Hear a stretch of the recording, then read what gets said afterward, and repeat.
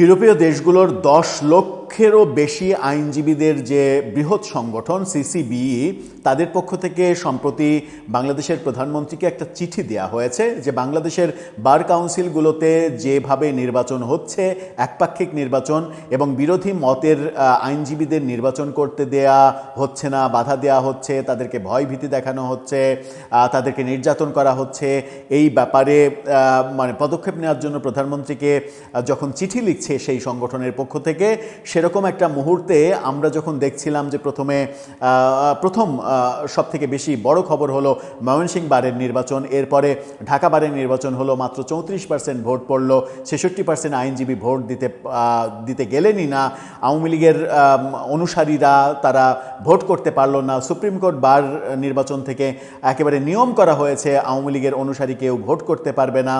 এই ঘটনাগুলো যখন ঘটছিল তখন ইউরোপীয় দেশগুলোর এই মানে আইনজীবীদের এই সংগঠন সিসিবিই তাদের চিঠির পরিপ্রেক্ষিতে মনে হচ্ছিল যে এবার বোধহয় সরকার একটু নড়ে চড়ে বসবে, এই ব্যাপারগুলো যেন আর না ঘটে সেরকম উদ্যোগ নেবে। কিন্তু সেটা তো হলোই না। ঘটনা ঘটতে যেগুলো শুরু করেছে সেগুলো আরও গতিপ্রাপ্ত হচ্ছে মনে হচ্ছে।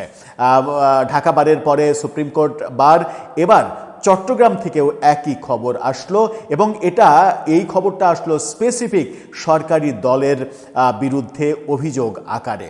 সরকারি দল যদি এরকম কর্মকাণ্ড করে তাহলে কি শেখ হাসিনার আমলে বিতর্কিত নির্বাচনগুলোকে বিতর্কিত বলার আর অধিকার সরকারের থাকবে? চলুন একটু জেনে দেখি চট্টগ্রামে কি ঘটলো। আওয়ামী লীগের অনুসারীদের চট্টগ্রাম বারেও নির্বাচন করতে না দেওয়ার ঘটনার পেছনে কি কি ঘটনা আছে, থাকবেন পলিটিক্স টিভির নিয়মিত আয়োজনে।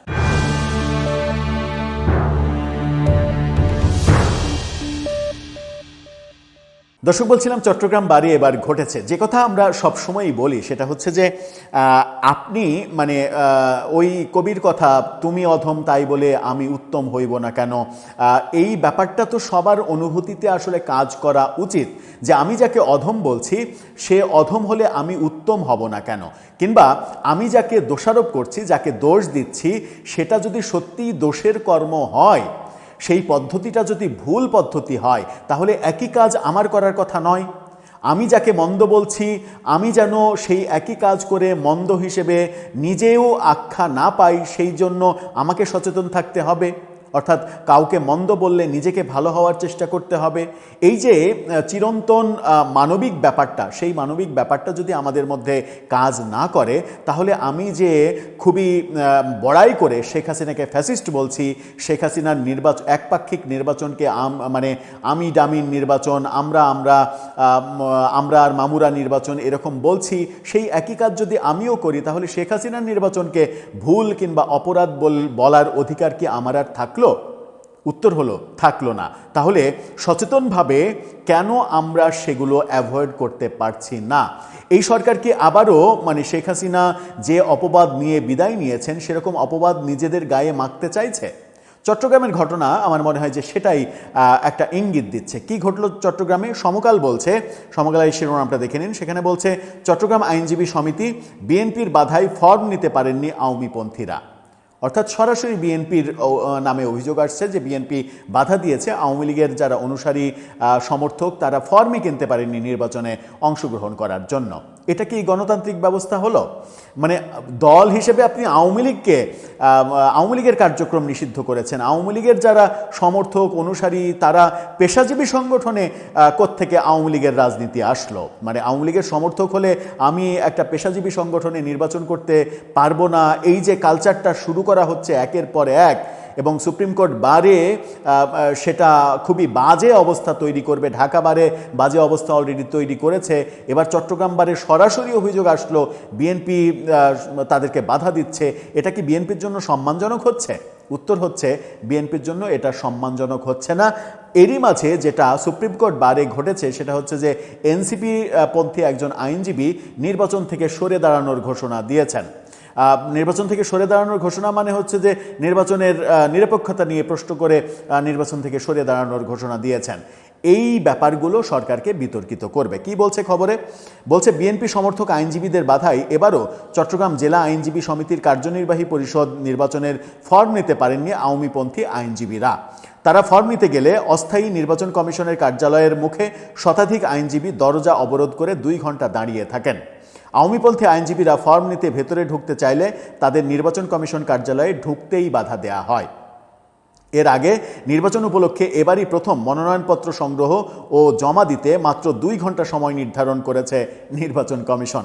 নির্বাচনী তফসিল অনুযায়ী সোমবার বিকেল 3টা থেকে 5টা পর্যন্ত নির্বাচন কমিশনের অস্থায়ী কার্যালয় থেকে প্রার্থীদের মনোনয়নপত্র সংগ্রহ করতে হবে। একই সময়ের মধ্যে তা পূরণ করে জমাও দিতে হবে। 5 মে মনোনয়নপত্র বাছাই, 6 মে আপত্তির শুনানি, 8 মে মনোনয়ন প্রত্যাহার, 9 মে চূড়ান্ত প্রার্থী তালিকা ঘোষণা, 21 মে ভোট। এই প্রসঙ্গে আইনজীবী সমিতির গঠন করা নির্বাচনী কর্মকর্তা অ্যাডভোকেট সেলিম উদ্দিন বলেন, মনোনয়নপত্র সংগ্রহ জমা দেওয়ার জন্য সময় নির্ধারণ করে দেওয়া হয়েছে। অতীতেও এরকম সময় দেওয়া হয়েছিল। আমাদের 72 ঘন্টার মধ্যে প্রার্থীর সব প্রক্রিয়া শেষ করতে হয়। যারা ফর্ম নিতে এসেছেন সবার কাছে ফর্ম বিক্রি করেছি, কেউ নিতে পারেননি, সেরকম লিখিত অভিযোগ পাননি। লিখিত অভিযোগ পাননি, গণমাধ্যমে সেটা খবর হচ্ছে। খুবই মানে সুন্দর ব্যাপার। আওয়ামীপন্থী চট্টগ্রাম আইনজীবী সমিতির 3 বারের নির্বাচিত সাধারণ সম্পাদক অ্যাডভোকেট এইচ.এম. জিয়াউদ্দিন বলেন, মুক্তিযুদ্ধের চেতনা সংরক্ষণ পরিষদের পক্ষে রশিদ জাবেদ মাহতাব পরিষদের হয়ে আমরা একটি প্যানেলের ফর্ম নিতে নির্বাচন কমিশনের অস্থায়ী কার্যালয়ে যাই, কিন্তু কার্যালয়ের প্রবেশ মুখ এবং ভেতরে অনেক আইনজীবী ব্যারিকেড সৃষ্টি করে আমাদের ফর্ম নিতে বাধা দেন। তারা দরজার মুখ বন্ধ করে দাঁড়িয়ে থাকেন, আমাদের ঢুকতে বাধা দেন। আমরা সেখানে কয়েক ঘন্টা অবস্থান করেও ফর্ম নিতে পারিনি। নির্বাচন কমিশন ও সমিতির নেতারা বারের গঠনতন্ত্র লঙ্ঘন করে এসব অগণতান্ত্রিক কাজ করছেন। আইনজীবী সমিতির ইতিহাসে আরেকটি কলঙ্কজনক অধ্যায় রচনা করলেন তারা। এর আগে 2025 সালের নির্বাচনেও নির্বাচন কমিশনের কার্যালয়ে প্রবেশে আওয়ামীপন্থী আইনজীবীদের ফর্ম নিতে বাধা দেওয়ার ঘটনা ঘটেছিল। গত বছরও ঘটেছিল। এবার যেহেতু সরকারে বিএনপি আছে, সেহেতু বিএনপির নামে অভিযোগ আসলে সেই অভিযোগটা মানে কি বলবো, যে সরকারের কাছেই তো যাবে এবং সরকারকেই এই দায়ভার বহন করতে হবে। এটা সরকারের জন্য ভালো কিছু হচ্ছে না। সরকার যেভাবে ফ্রেশ মাইন্ডে ফ্রেশ রাজনীতি করতে চাইছে বলে বারবার আমাদেরকে বলছে, সেই ফ্রেশ রাজনীতি এবং ইনক্লুসিভ পরিবেশ, সৌহার্দ্যপূর্ণ পরিবেশ, সবার মধ্যে সবাইকে নিয়ে দেশ গড়ার যে অভিযান, সেগুলো যদি সত্যিই বর্তমান প্রধানমন্ত্রী কার্যকর করতে চান, তাহলে এই হিংসার রাজনীতি থেকে বেরিয়ে আসতে হবে। শেখ হাসিনা যদি একপাক্ষিক নির্বাচন করে অপরাধ করে থাকে, তার ওই পদ্ধতিটাকে যদি আপনি অপরাধ বলে থাকেন, আপনাদেরকে ভোটে অংশগ্রহণ করতে না দেওয়াটা যদি তার অপরাধ হয়ে থাকে, এবং কনফার্ম তো অপরাধী, যদি আপনারা মনে করেন সেটা অপরাধ, তাহলে আপনারা একই কাজ করতে পারেন না। কারণ ওইটা যদি অপরাধ হয় তাহলে আপনাদেরটাও অপরাধ। ব্যাপারটা সবশেষে ওই 2-2 4 মিলে যাবে, যে লাউ সেই কদুই হবে।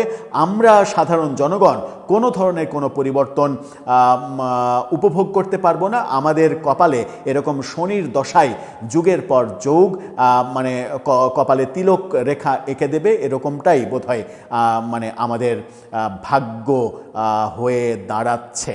দর্শক, আপনার কাছে কি মনে হয়, কোনো পরিবর্তন হচ্ছে? আরেকজনকে খারাপ বলে আমি কি ভালো কোনো দৃষ্টান্ত স্থাপন করতে পারছি? যদি না পারি, তাহলে আরেকজনকে খারাপ বলার অধিকার কি আমার আদৌ আছে? আপনার মতামত জানিয়ে লিখতে পারেন আমাদের কমেন্ট বক্সে।